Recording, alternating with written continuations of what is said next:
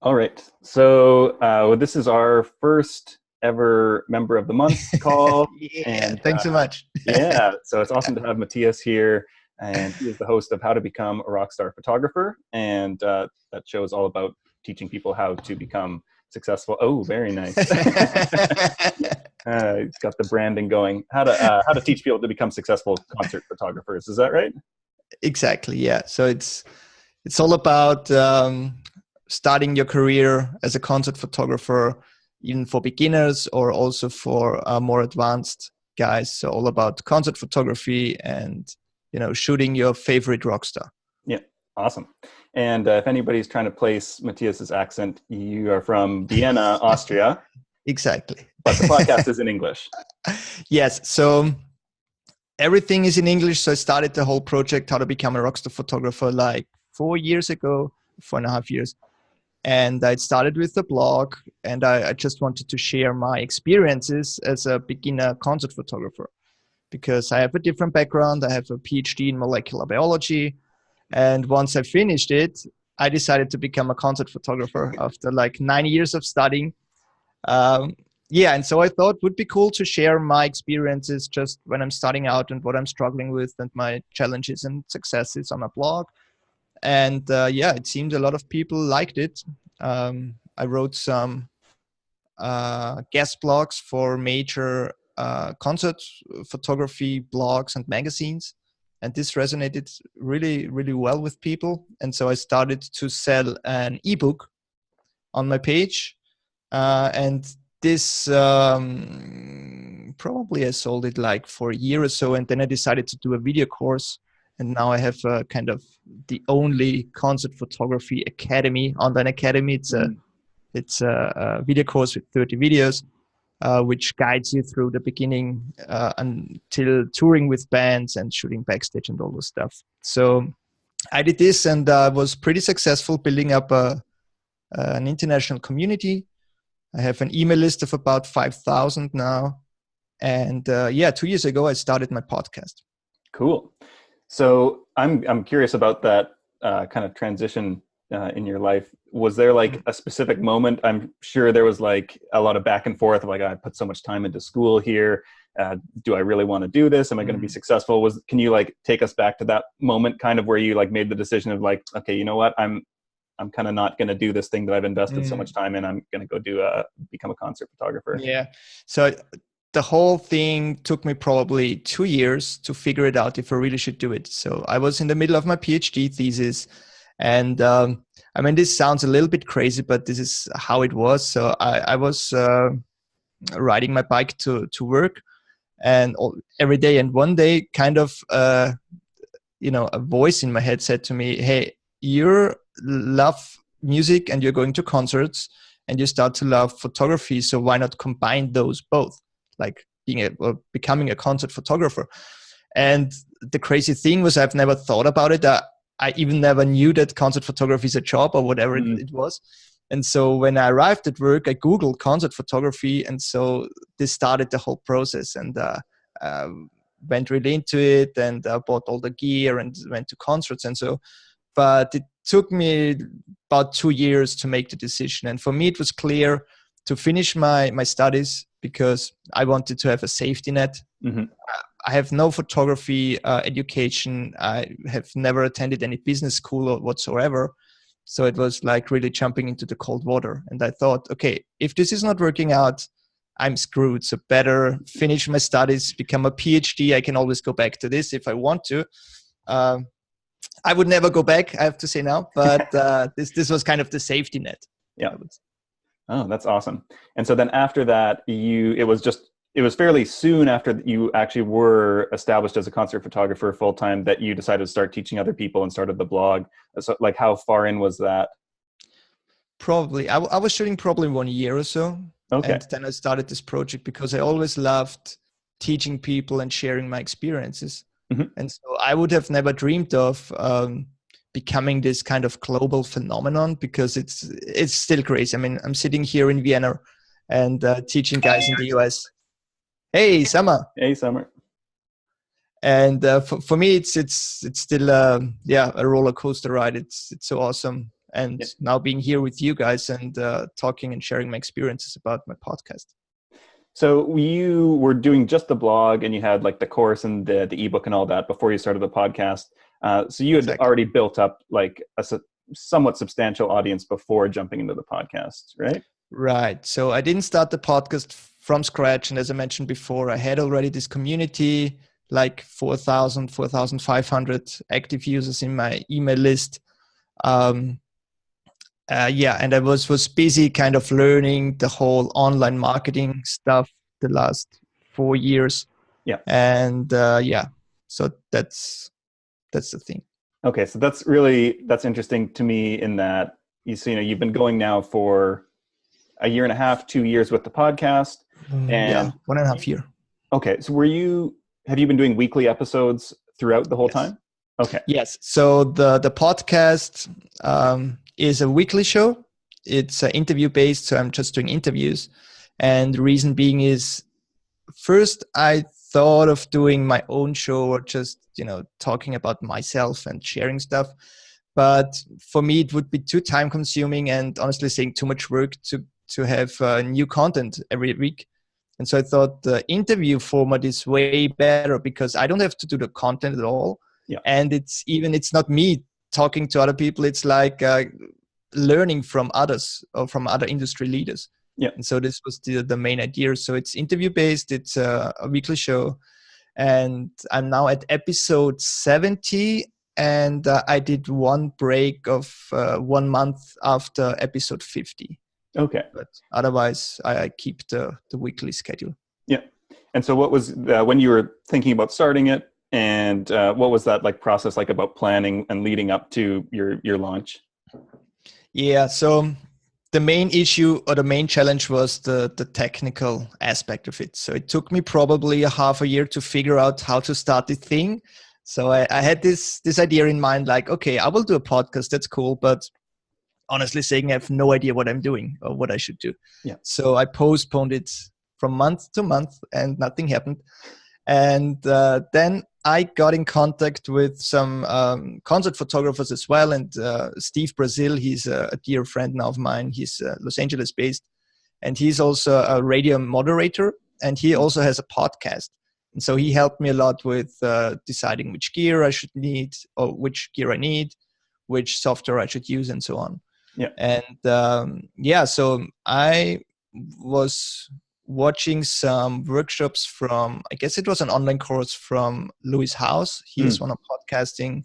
I read all the blog posts and sort of videos from Pat Flynn, how to do a proper podcast. And then I launched this whole thing with 3 episodes because I read somewhere, like if you want to be in news and noteworthy in iTunes, you need to have more episodes out. So I started with 3 episodes, and number 1 was already a good one because I have a good network in the concert photography community. And I started out with Katerina Bentsova, who is the tour photographer of Guns N' Roses and AC/DC. So this was already a good head start, I would say. Yeah. Did you have like a number of episodes mapped out before you launched? Like you knew who was guesting on for like the next month or 2, or were you kind of just, you had these 3 and then it was on the fly from there? Yeah, I probably had 5 or 6, but not more. So one problem that I headed into was that I had this 5 or 6 episodes recorded, I guess. Yes, I launched the 3, but I had 5 or 6. And then it was like a weekly schedule. So it was like 1 month in advance or so. Mm-hmm. And the thing was that people on my show said, and next week I will have this exhibition, but the episode will be out 1 month later. Right. So I found out probably that's not a good way to record too many episodes and then release it. So it's better probably to just have 1 or 2 as a buffer and then adjust accordingly. So this is what I'm doing now. Okay. So do you have people lined up? Like what does your process look like now for organization and making sure that you have somebody for every week? Right. So what my main vision is, and I think this helped me also to go through this 70 episodes so far, because it's a lot of work. I think you all guys know this. So my main vision is to do 100 interviews and then writing a book about it, like the key findings. And the first time I got introduced to this kind of concept was when I was reading Tim Ferriss' book Tools of Titans, or also Tony Robbins' book Money and Unshakable. Yep. Because what they did is most likely they interviewed the industry leaders and then they wrote the book about it. Yeah. And so I thought this is quite cool, because the concert photography community, it's big, but there are not so many key players there. And sure, they are kind of connected and they know each other, but it has never been done that you have a book with hundreds of the best concert or music photographers on this planet. And so this was always my main vision. And I started with this, and now I'm at episode 70, and I try to get the old ones, or the older ones, let's put it this way, the ones who started, in the late 60s, 70s, and shot all the great stars like Led Zeppelin and Stones and Bowie and Jimi Hendrix and you name it. So they are fairly old, and now let's take it this way, they're like 70, 75, 80. Yeah. And I guess for the book it would be cool to have all these great ones, or the famous ones. Yeah. And so I'm really now selecting who will be on the last 30. Until now I was just trying to find guys who have an interesting story, because what I wanted to have is kind of a heterogeneous group.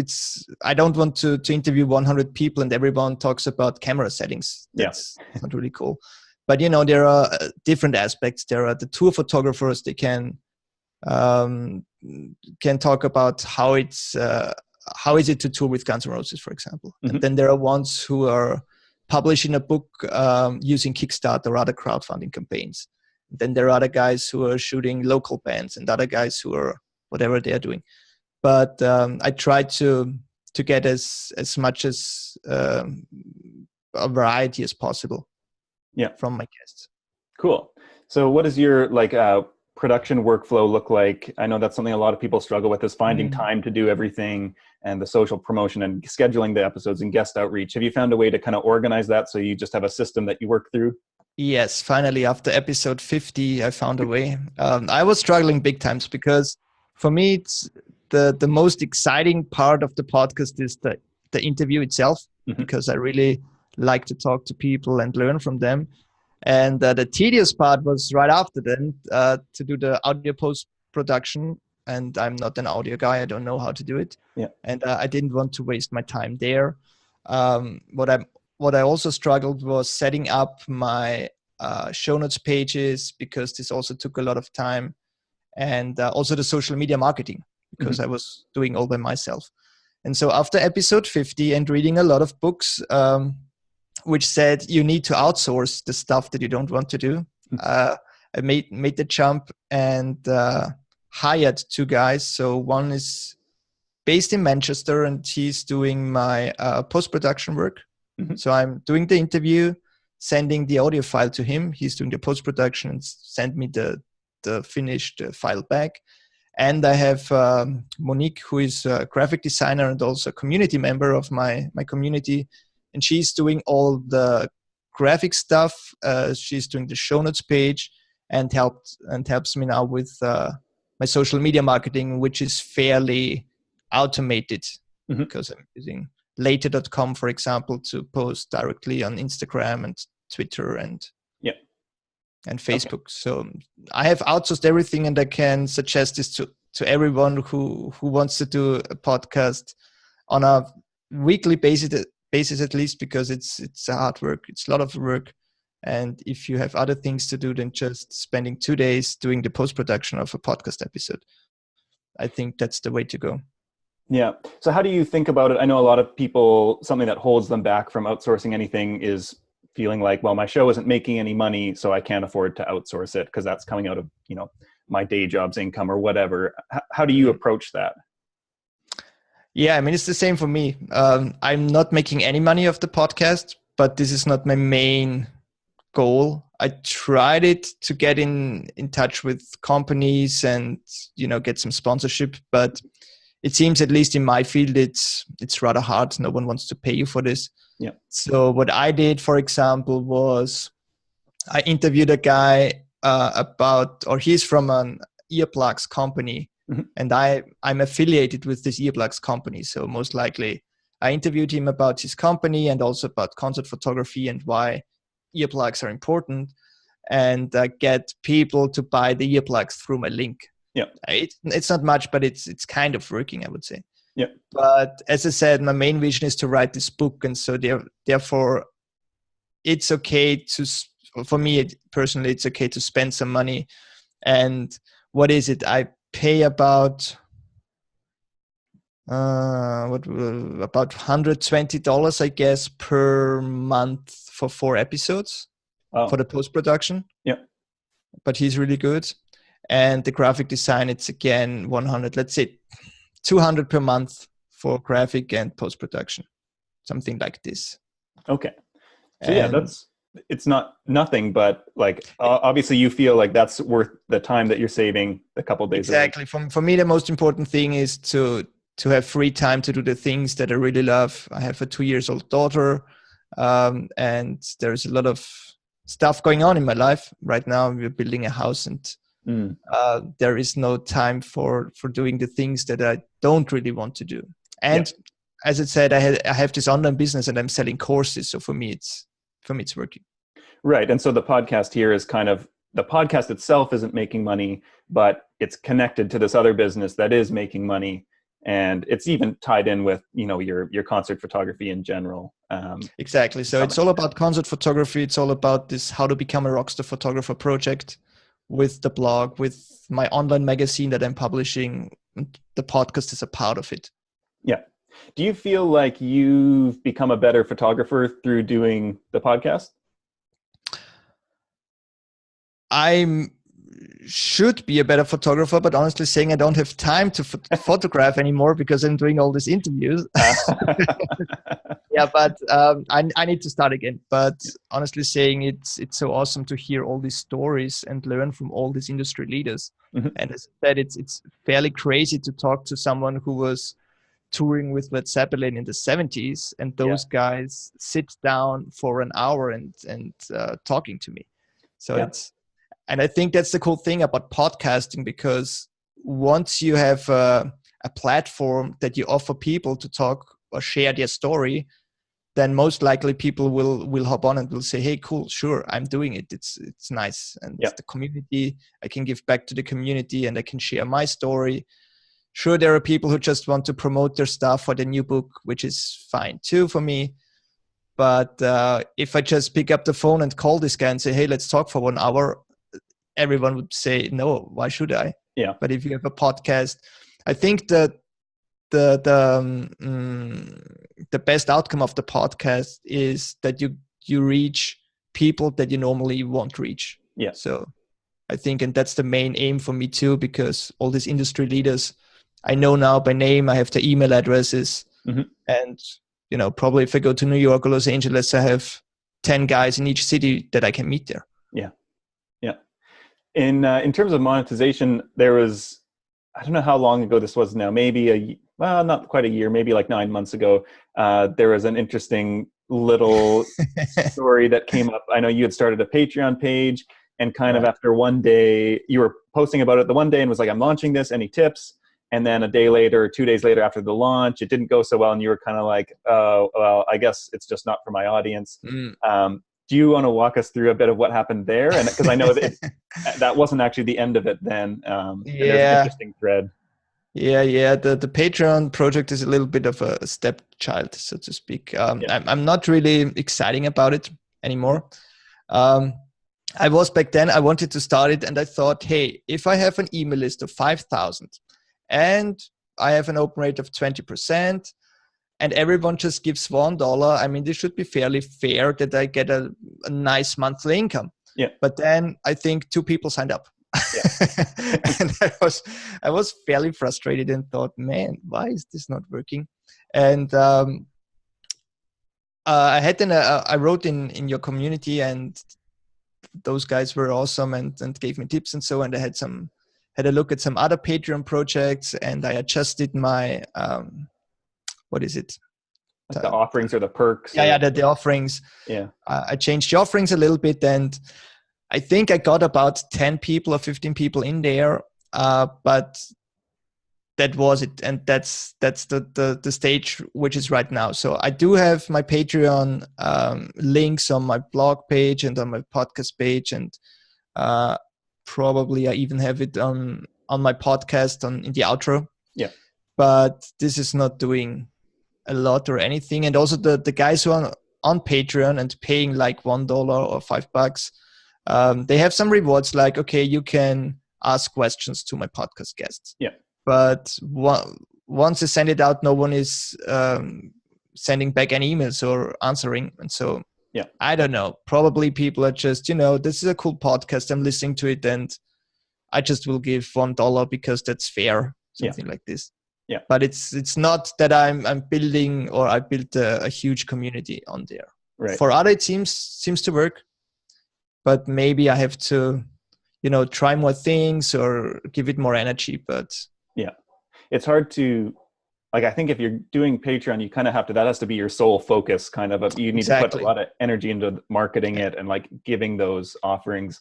And so if you're like selling courses and doing all this other stuff, it's like, sometimes you have to just pick one to put your energy into. Exactly. It's too much then. And I did think it was really interesting though, how you had launched it and like gotten a pretty flat response. And then after like reassessing, and some people gave some advice there on the thread, and then pretty quickly you actually got, those, it went from like 1 or 2 people up to like 10 or 15 within a couple of days, just after tweaking all the offerings. Right. And this was definitely because I had already an audience. So this is also a good tip for me. I don't know how it is if you start a podcast without a community. I guess it's really hard because you have probably just a couple of friends listening to it. But when I launched my podcast, as I said, I had already 4,500 people in there. And I got a lot of reviews on iTunes. I have now, I think, over 100 5-star reviews in the iTunes store, because people are just commented. Yeah. But these were already people in my community, so there were no new ones. Yeah. And I had a look today. If you have a look now, everything started in the beginning. Everyone wrote a review, but now not so many people are writing any reviews. And I think that's also something which is hard to achieve, because iTunes, honestly saying, is not really easy for someone who has never listened to a podcast, and you say to them, hey, please leave a review. It's hard even for me to find where I have to click and leave something. So. Yeah. So when you were growing, obviously you started the podcast with an audience, but you didn't always just have this audience. So I know you mentioned doing guest posting before when you were writing for your blog. What were some other kind of effective strategies that you did use to build up to that 4,000 or 5,000 person audience? Yeah, so I guess the best way to do it is guest blog posting for big photography sites, in my case, or bigger pages. Because there are a lot of people, you get a backlink, which is good for Google. And probably, if you're lucky, some people from this blog will just click on the link and go to your blog. And what I started right in the beginning, or integrated, was email list building. So I always had a kind of free PDF to download. In my case, it's the best 5 camera settings for concert photography. And then I launched this ebook. And so I had just a landing page where it says, okay, I will launch my ebook, sign up here. And I started with 300 people in this list, and fairly a lot of people bought the ebook. And so it just, on Instagram, I said to my community, hey, use the HDBarb hashtag for your concert photos, and just see how it's going. Yeah. And I started this 2 years ago, probably 2.5 years, and now we have over 250,000 photos tagged with my hashtag, which is almost unpronounceable, HDBarb. Yeah. so I thought this won't work, because and how to become a rockstar photographer is way too long. But somehow people liked it, and so I started to pick 50 photographers from the gallery and publish them in an online magazine. And so I did a lot of community interactions. I started with webinars. I'm giving now 10 minutes free coachings for guys in my community just to help them out. And everyone who is buying my premium course called Shooting the Rockstars, There will be a secret or a closed Facebook group where they're in. We will have monthly hangouts with them. Yeah. So it's just, building community, give, and don't ask too soon for a sale. I think that's I think that's something that's hard for people at the start. Especially at the start, if you even if you're not outsourcing anything, but there's costs associated with podcasting, and there's your time, and exactly. you want to make it worth your while. But so people kind of want to, within a month or two, it's like, okay, I've got my first 10 episodes out. Am I ready to make an offer, a sale, or start a Patreon or something like that? And I think often it's like, 6 months, a year and a half when you're actually at that point. And so you got to be prepared to put the work in and like you said, do the giving, a lot of giving at the start. And exactly. And even though I have this community, it's not that I have hundred thousands of downloads. So right now I have about 70,000 downloads up to 17 episodes. Mm-hmm. I don't have in average 1,000 listens, but some episodes have more, some less, but it's like 400 to 700 listens per episode after a month, something like this. Okay. But it's not like that 5,000 people now from the list listening to my podcast. Yeah. Something you've mentioned multiple times, kind of just in passing now, is education. And you spent 4 years studying internet marketing on your own, and all this kind of just putting the work in on the back end to know what's going to work, or not to know what's going to work, but to give you ideas of what to try and experiment with that might work, so that you're prepared. I know you have also done some coaching with Jan Ilunga, who was an expert Q&A for us last month, I think. So do you just want to talk a little bit about the value of investing in your knowledge and both podcasting and all the other stuff associated with that goes into the podcast? Sure. So what I've learned rather quickly when I was a self-employed photographer, and especially when I started this online project, is that you need to learn from other people. And this means you have to invest. And sure, I mean, it's like getting a course for $1,000 and learning how to do internet marketing or how to build a sales page. I mean, it's a lot of money. And 5 years ago, I would have never dreamed of spending that money, because for me it was, why should I pay for it?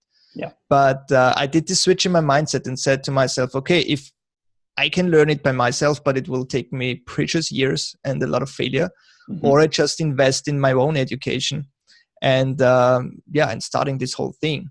And then I read about this money system, or a lot of people in the success field, success coach, teaching you this and say, take 10% of your income and dedicate it to your own education.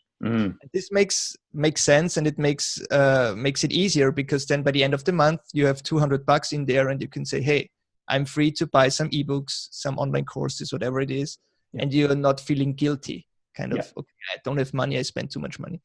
And so I integrated this in my lifestyle, and I bought a lot of online courses. I bought a lot of software. So I was struggling with building the homepage a lot, because I'm not a programmer, so I cannot develop any code. And I needed to have a system for my homepage which is working easily, and where I can change things like, okay, next week I want to have a different photo there. How do I change it? Yeah. And so when I started out, I had a graphic designer, and I had hired a developer. So the graphic designer did the PSD file, and the developer made the homepage. But then next month, if I wanted to change anything, I had to go back to the graphic designer and then to the developer. And so this was horror. And so after 2 years, I guess I found a system that's working now for me. So I'm using Thrive themes, if some of you is aware of it. So it's kind of all-in-one solution. It's a WordPress-based themes, but you have also like lead generation plugin integrated. You have countdown timers, and you have a drag and drop homepage builder, which is really cool. So it's called Thrive Themes. And then I started with this, and therefore I invested already a lot in software, because I wasn't aware that, you get another plugin and then it's not working with your theme or whatever. Yeah. So this was a learning, and also, like I said, educating yourself and learning from guys out there. And sure, I mean, there are a lot of guys who are just promising something and then it's not working. but most likely if you follow the big ones in online marketing, like, Ramit Sethi, Derek Halpern, Lewis House, Pat Flynn, Amy Porterfield, they are all kind of solid guys who know what they're doing. And sure, the programs cost not a fortune, but like $500 to $1,000. But it's worth it. And then it's the other thing is, it doesn't make sense just to spend the money and have the course. You need to take action as well. And so it took me quite a while to figure everything out. And gratefully it worked out somehow in this niche of concert photography. Cool. What are some tweaks that you've made to your podcast over time where you've changed the way you've done things, either on like the marketing side of things or with your website or on the podcast itself with how you structure it? Is there anything where you were doing it one way and you did some experimentation to find something else that maybe would work better? Yeah. So one big thing was once I did the coaching with Jan, because how I approached it was I did the podcast interview and then I always launch it on Tuesday. So I launched it on Tuesday. I posted on Tuesday on Instagram, on Twitter, on Facebook at the same time. And that's it. And then I think I sent it to my email list. But that was it. And then I did the coaching with Jan and he said, but it's not a good idea to post everything on Tuesday. It's better to spread it out through the whole week and also the different channels. And so he helped me to build the social media strategy. And then now launching on Tuesday, but every day until Saturday, I have different tasks to do, like posting, on LinkedIn and posting in a Facebook group on the next day, and the next day posting on Twitter, and again on Twitter in the evening, something like this. So this really changed the whole thing dramatically. And I can also see always the spikes in Libsyn, because I'm using Libsyn, when I have a look at the stats. So this really makes sense. So and this is what I also heard a lot. People are talking, but I was never I also fell into this trap. The same with blog posts. It takes a lot of time to write a big blog post, and then you post it, and then you share it once, and that's it. But the marketing aspect is probably more important than the whole content building stuff. And that's the same with the interviews. You can have the best interview, but if you cannot reach anyone, there is no making no sense. And so therefore, I think having a social media strategy that gets the most people be aware of your podcast is a good one. And this was also when I introduced Monique to the whole project, helping me out, because otherwise I would just sit every day and posting somewhere manually. And I found out that I did this twice, but the third interview I didn't do it anymore because I had no time for it. So what are you using? You mentioned you were using Later for Instagram. Right. What else are you using for scheduling other content? So I'm using Post Planner for Twitter. Okay. And I just had a look now and saw that my Twitter was broken. So my Twitter account, so it didn't post the last 10 days. I need to fix it. But the cool thing with Post Planner is, and this was also a tip from Jan, is you can post on Facebook and on Twitter, I guess. And the cool thing is there is a little button called recycling. So what this does is you schedule like 5 posts once a day. And after the 5th day, it will jump to the 1st again, and it will reschedule again. Because normally if you use Later or so, after 5 days, it's finished. And so what I'm using for Twitter is, like, I have not 20 posts, but I need to get more. So I want to have all 70 podcast episodes there. And it's just every day I post one of them. For Later I use for Instagram. That's kind of not fully automated because you cannot tag people when posting on Later, at least not when you're using the free version. So what I'm doing is I'm posting at 8 p.m. Through Later, and then I go to my iPhone and just tag the people there. Okay.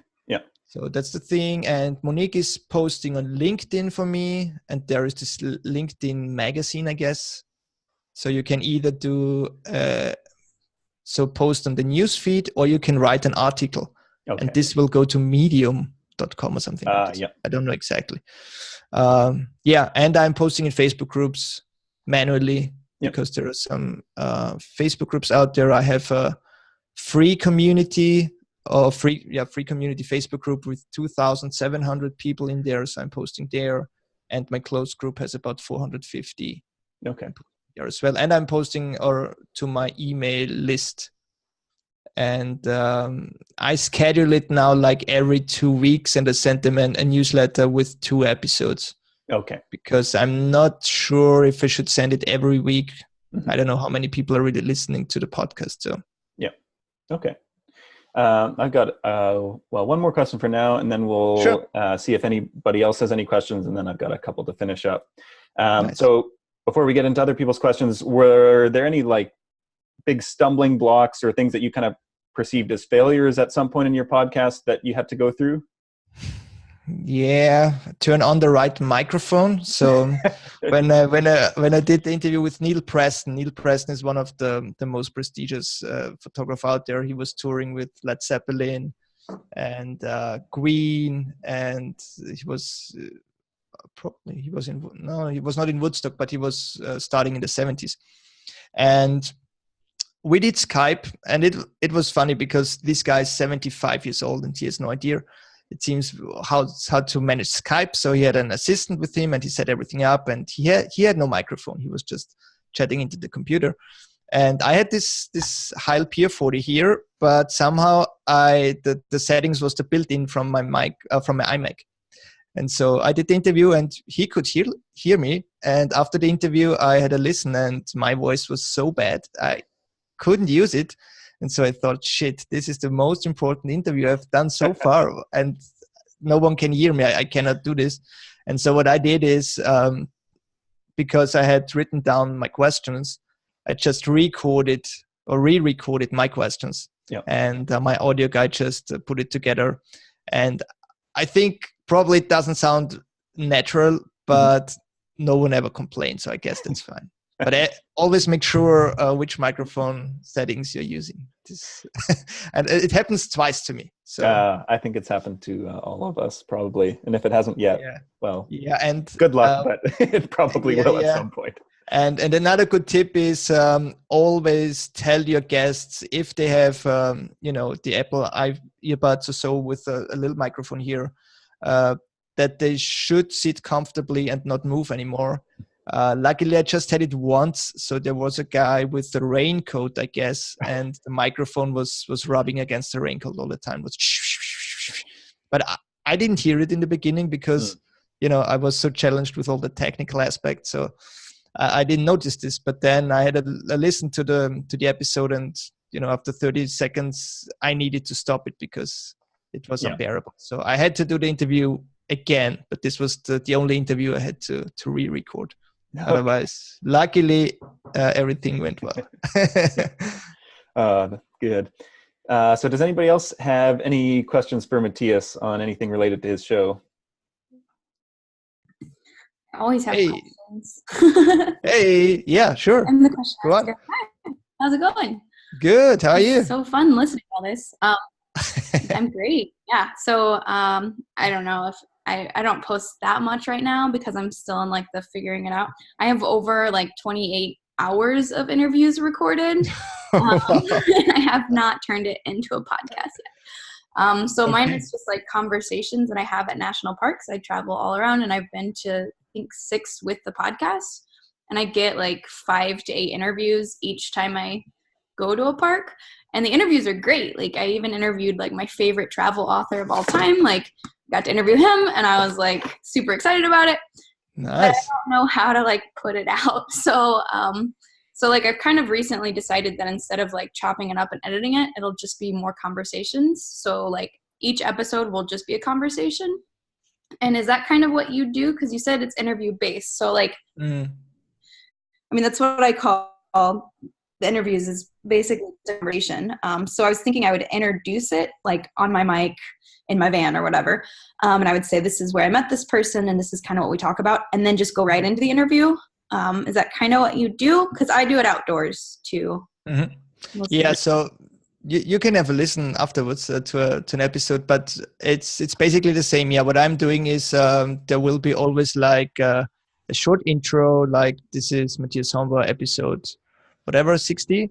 And then I have a short quote of the interview from my guest, an interesting quote or whatever it is, an inspiring quote. And then there is a short intro where I introduce my guest, and then the conversation starts. So this is then the whole interview. It's a one take, most likely. And it lasts about 40 minutes to 1 hour. So it's rather long. And then there is kind of an outro, which says, follow me on social media. But that's it. So most likely it's a conversation like you have it. Okay.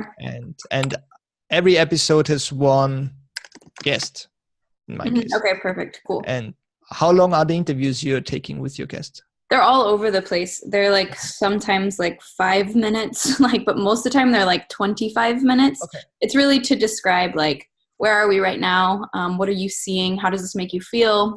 Why should people come here? Do you have any favorite memories of the national park? So it's really like the whole thing is to inspire people to want to like visit and protect them. And so I'm just trying to get people to describe the experience that we're having. Nice. So it kind of like varies. I mean, I ask the same questions, but they get such different.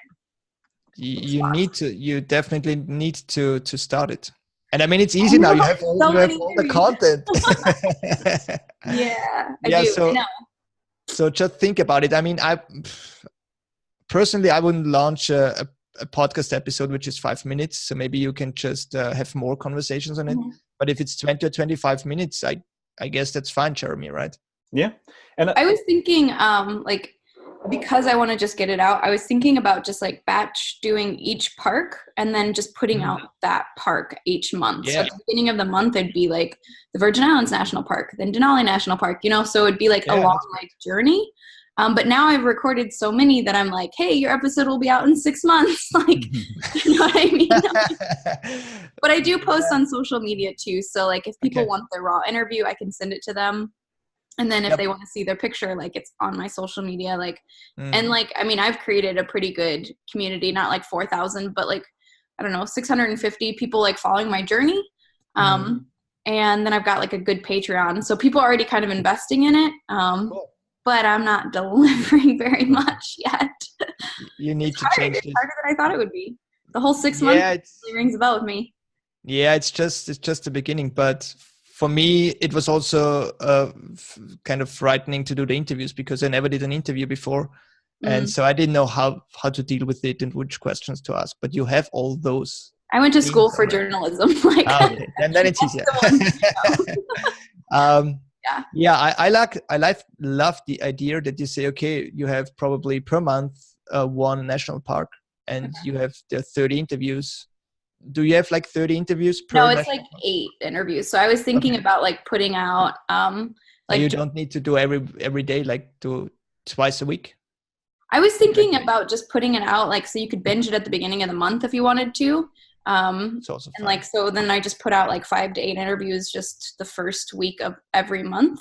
And then like post the show notes and stuff. I don't know. That's what I was thinking, just to make it easy on myself and see how that works. Yeah, but probably for, that people see it on social media. So it would be cool that you have it like 2 days a week. Oh, yeah. And then you have because it wouldn't be it. Because if I had 5, that would be perfect for every week. But if I had 8, then all of a sudden I'd have 2 in 1 week. Or you're not posting all of them. Yeah, I was going to post. How is the audio quality if you say you're doing it outside? I think that it's good.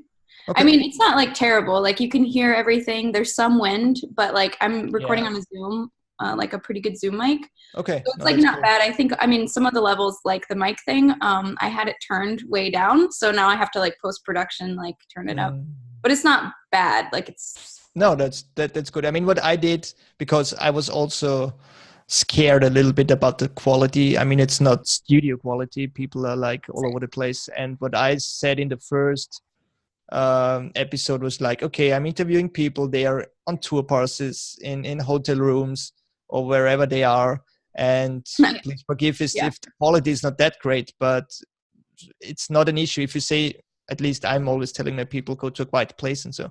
But if you say, hey, that's an outside interview because this is how the concept is, then people will understand it, unless they cannot hear anything. But if the quality is good, then I would definitely go with it. Okay, so, cool. So what's your main challenge to get to the next step? Why are you not starting with lazy? I don't know. Yeah, I don't know what it is. Lazy doesn't count. I've listened to the interviews. I have some of them are still in the mic. I was like, what am I doing? With driving, I work 3 days a week as a virtual assistant, and then I drive. I've driven 13,000 miles in the last 3 months. So I was doing a lot. I'm in my home base, hey, this is my main thing, gotta work on it. And I've been here for a week, and I'm I don't know what it is. I think it's just intimidating to go through and record intros, and I'd say do the first one. Do the intros for the first one and have something finished. Okay, yeah. This weekend I will do the first one. Yeah, and find a system that works for you, batch record 5 or 10 intros at once. That's a good idea. Yeah. Because what I've found is, for example, I'm always saying it's Matthias Hombauer, it's episode blah blah, and I always did this before a show, and I really didn't want to do this anymore. So I said, okay, let's sit down for 30 minutes or an hour and just record 30 or 40 of these pre-intros. And I did it, and now it's, I have it. I don't need to do it anymore. So I guess you need to find a strategy that works for you, and probably also, I don't know, are you aware how to do post-production of audio post-production? I did buy Hindenburg, so I made the first step, and that was 7 months ago. So yeah, but what I've seen is it's probably not about, because it's hard to do it. I mean, you have Audacity and there are a lot of filters and stuff, but the time is the issue. It took me probably 1 day to do the whole post-production, and I simply didn't want to do it because I don't have time. I want to interview those guys. I need to know their backstories. I need to think about questions. So what really freed me and also brought back the joy to this podcast show is that I can really focus on the interviews now, and I don't have to deal with any stuff which goes in the background. So what would free yourself is probably if you know someone, or you have someone who can help you out with the post-production stuff. Right. Yeah. Okay. I'll look into it. Okay. The last thing I just wanted to say was, have you read Tools of Titans? Yes. So that was a pretty good, that's really big. It's 600 pages. I know, it's massive, but he did a ton of interviews. So that was what I was thinking. And if you're going to turn this into a book, do you get permission from them while you're doing the podcast to also use their interview for a book? I'm always telling them that my vision is to do a book. Okay. And everyone was happy so far. So let's see how this works. I mean, I'm just in the beginning of it. I don't want to self-publish the book. I want to go with a publisher. Yeah, you need certain permissions, because I was thinking about that too with Nat Park Stories. Sure. I mean, for me, it's probably easier because I know those guys. They're in the same industry than me. I have the email address, and if someone would ask me if I want to be in a book and if I can provide a photo, I would definitely say yes. So it shouldn't be a problem. And I guess out of the 100, I get 100 to say yes. I would say no. Yeah. Let's see. But it's inspired by the book Tools of Titans. Cool. This was the first time where I saw, okay, this might be a cool format as well. So if you have, and I mean, mine is visually based. So I have a cool photo of Queen or of the Rolling Stones. And then I have a quote, the best quote of this guy. And then I have probably 2 pages with the best key findings. Mm-hmm. Yeah, totally. No, I love it. Anyway, cool. Thank you. You're welcome. And keep us posted when the show is starting. I will. It's cool actually. I don't know why I'm procrastinating. and show up to the accountability call on Saturday. And I know I'll probably be driving, but I might just check in and hold myself accountable for that. John or Ezra, do you guys have any questions? Ezra says he doesn't have a question, but just wanted to give Matthias props for getting into the photography space. That's my space as well. Oh, right. It is. and Thank there's you. not enough good photography podcasts out there right now. I know if anyone, I don't know if either of you guys has met Sachin Kona in the group as well. He has a photography podcast called the ARC Creative Podcast, ARC. Yeah, the cool thing is that there is no concert photography podcast out there. So this is really a lucky niche, so to speak, because there are, as I said, there are a lot of concert photographers out there, but there is just a handful who are really trying to help others in this industry. So there are probably 3 or 4 guys worldwide who are having a blog, and they don't do email marketing. Yeah. So I'm most likely by myself collecting Cool. emails. Doing a podcast. Do you also think you're the only photographer out there who uses molecular biology as a fallback position? Yeah, probably. Yeah. I have a student who is studying molecular biology right now, so she's deciding if she should finish. Good one, John. Any question, John? I was just the technique thing. I'm a bit of a cynic, and you can tell by the hair I'm a little bit older. I was at Woodstock, but I was a young teenager. Okay, we'll just put it that way. But how do you make it so that you're not trying to scam promoters to get free tickets? You know, when you start out. Yeah. So what I'm most likely doing is to work with bands directly. Okay. So I'm shooting for some publications here in Vienna, like online magazines, and they get in touch with the promoter, and so I get the photo pass. But most likely I try to work with bands directly, and this will surpass the whole thing with promoters. In the United States, it's kind of difficult unless you live and work already in a major market, isn't it? Unless you're in New York or LA or Chicago or something. Yeah, I mean the thing is, the challenging thing is that there are so many photographers out there now who wants to be concert photographers. You know, you just get an entry-level camera for $300 and everyone is a photographer. Yes. So it's getting more challenging to get photo passes and accreditations, and it's getting even more challenging if you want to shoot the stadium tours, you know, Rolling Stones and Guns N' Roses, AC/DC. So only a few hand-picked photographers allowed to do this. I heard that exact same phrase. I was at a professional golf tournament this weekend, and the guy who had been the official photographer for the LPGA for years said, "Now the gig's over. Everybody's a photographer these days." Yeah. So it's a hard business, and so therefore I also switched a little bit to this education side, so to speak, and because honestly saying, as a photographer, it's really hard to make a living out of it. Yeah. Concert photography, especially because no one is paying you for it. It's like, okay, I'm the rock star. You want to take photos of myself, so be glad that it's free and you don't have to pay for it. So, and so I mean, when I started out, I did some wedding photography, but you need to specialize in a field and really work your ass off. And one more question. Did you mean the double entendre with your title? Because Rockstar is like a word of expressing someone who's real good at what they do. Exactly. So I leave it to you, but I would say it's more like because I'm taking photos of rock stars, but it can also be understood in a different way. So it's marketing, you know. I got you. But it seems it's working, because in the beginning it was how to become a rockstar photographer. I really liked it, but then I typed it out like www.howtobecomearockstarphotographer.com, which was fairly long.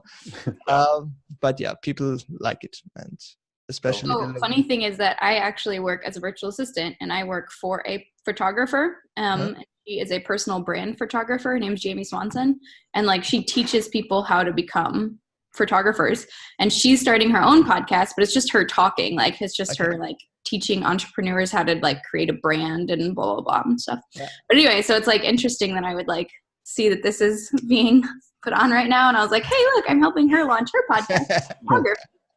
So it's really interesting. I'm using all this information. You should see I've taken like a whole page of notes. So I really appreciate it. That's great. Cool. Summer, have you ever considered becoming your own virtual assistant?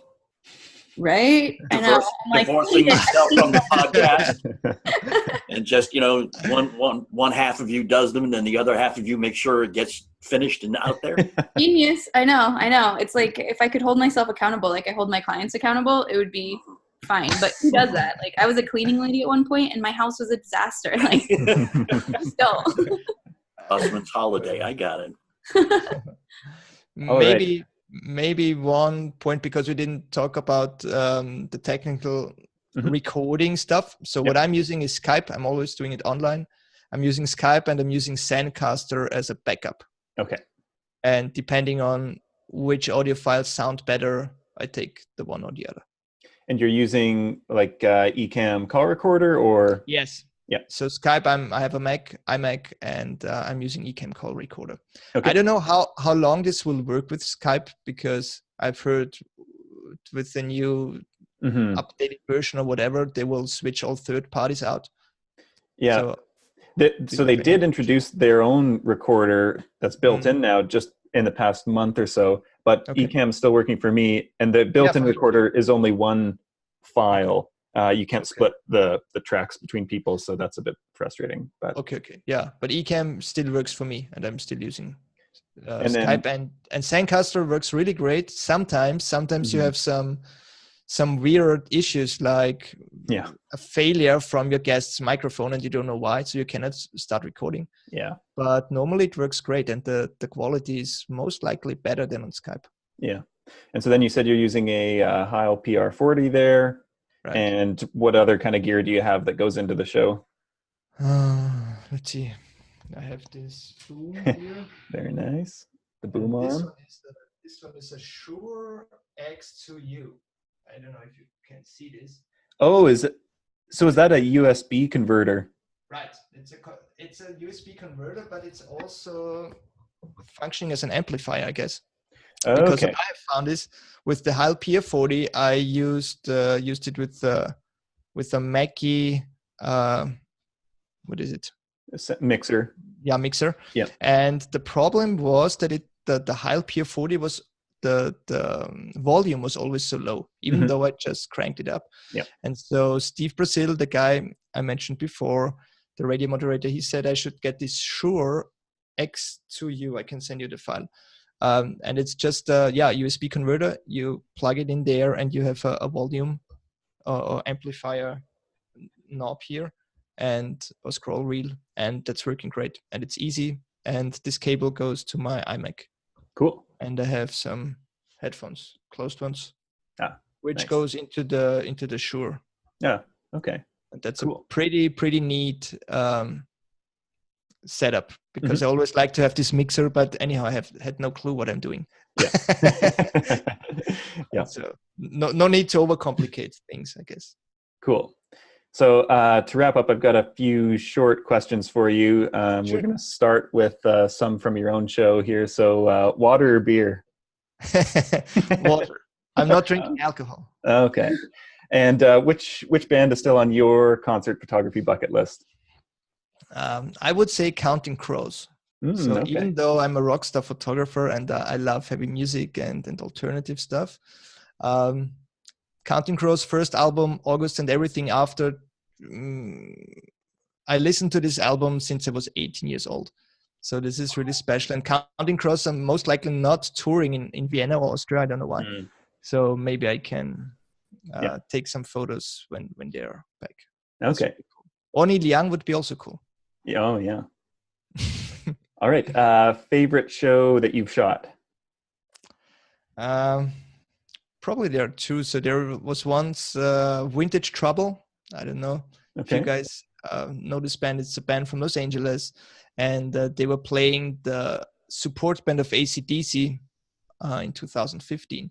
And AC/DC was playing the biggest open air show in Austria ever held in front of 120,000 people. And when I was touring with another band, I got in touch with Vintage Troubles 2 years before in Canada. And so I had the Facebook friends request, and I knew those guys.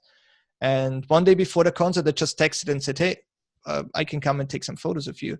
And they said, yeah, just come along. And then I was on stage in front of 120,000 people like 30 minutes. Time passed by. It was like 2 minutes on stage. Yeah. But this was really crazy. And I'm also really good friends now with the Prodigy. So I was shooting them 3 or 4 times. And 3 months ago, I was shooting their portraits backstage, and they used it now as their promo picture to promote the new album. And that's always rather special for me, because I was like listening to the Prodigy when I was 15, and now I'm standing with them on the same stage and working with them. So cool. That's pretty cool. If you could play in any band, what would that be? I played actually in a band. Yeah. I'm a guitarist, and I played in a death metal band. I had such long hair than you, Jeremy. was a metalhead from 13 years old until 18. So, but I'm not playing the guitar anymore. A little bit with my 2-year-old daughter. She wants to play again. But in which band? Metallica. Yeah, because this was what I was always playing back then. Me as well. Same I'm answer. gonna jump off, but I love these questions here. Thank you so much. Yeah. See you, Summer. Yeah, thanks for coming. And looking forward to listen to your show. What, next week? Yeah. First episode, yeah. I'll do the first episode this weekend for sure. Okay. Perfect. Thank you. Much success. Bye-bye. Bye. Okay, and the last one, of course. Can you remind us of your favorite ice cream all time? Favorite ice cream? It's vanilla. Oh, okay, classy. Just the classic flavor. Yeah. I hear you. A good vanilla is tough to beat. Awesome. Well, thank you so much for coming on and doing this, Matthias. You're welcome. There's a lot of really good takeaways from your story. And looking forward to connecting more with you and everybody else on the call in the group. Cool. And thanks so much for building this awesome community. Yeah, thanks. It's really where it's at. And also from my experience, you always need people who motivate you and support you. And I guess your group really shines on Facebook. Oh, thank you so much. Cool. And thanks for being a part of it. Yeah. All right. Bye-bye. See ya. See you.